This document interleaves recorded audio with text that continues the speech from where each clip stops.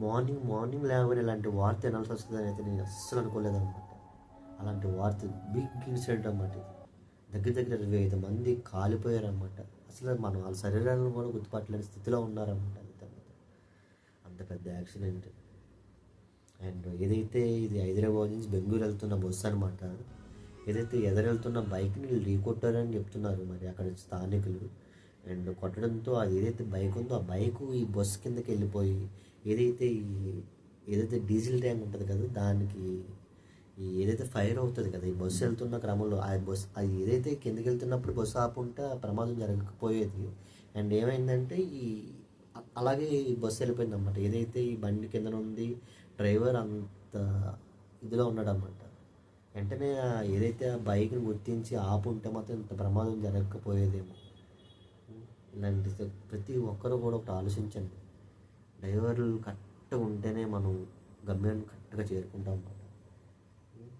ఏదైతే అంత నిర్లక్ష్యం ఆ డ్రైవర్ చేయడంతో ఇంత పెద్ద ప్రమాదం జరిగిందనుకుంటాను నేను ఎప్పుడు. 25 మంది సజీవ దాహనం అయిపోయారు. దాంట్లో కొంతమంది ఎందుకంటే తెల్లవారుజాము 3 గంటలు జరిగింది ఈ ఇష్యూ. అండ్ 3 గంటల కంటే అందరూ మొత్తం నిద్రలో ఉంటారు. ఏ డోర్ నుంచి బయటకు రావాలో తెలియదు ఆ మంటలకి.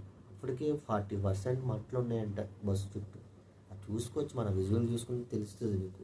మొత్తం ఇనుము కూడా కరిగిపోయింది అనమాట. అలాంటి స్థితిలో ఉంది.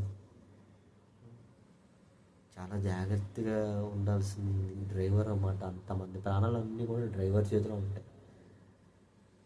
చాలా బాధాకరం. అండ్ చాలామంది ఇప్పుడు బెంగళూరు అంటే ఉద్యోగాలని లేకపోతే అంత ఒక ఫ్యామిలీ 4 మెంబర్స్ ఒకే ఫ్యామిలీ సంబంధించిన నలుగురు అన్నమాట, చిన్న పిల్లలు. చాలా బాధ అనిపించింది.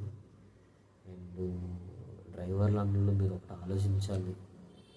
అంతమంది ప్రాణాలు మిమ్మల్ని నమ్ముకొని వాళ్ళు ఎక్కడికి వెళ్ళాలన్నా సరే వాళ్ళు ఈ బస్సులు బుక్ చేసుకుంటారు. ట్రైన్లు ఉన్నాయి, ఫ్లైట్లు ఉన్నాయి, కానీ ఎన్ని కాకుండా బస్సు సౌకర్యం బాగుంటుందని వాళ్ళు అందుబాటులో ఉంటుంది, ఎక్కడ చక్కగా వెళ్ళిపోవచ్చు అనుకుంటారు. అలాంటి ఇదిలో మీ మీద నమ్ముకుంటేనే వాళ్ళు బుక్ చేసుకుంటారు.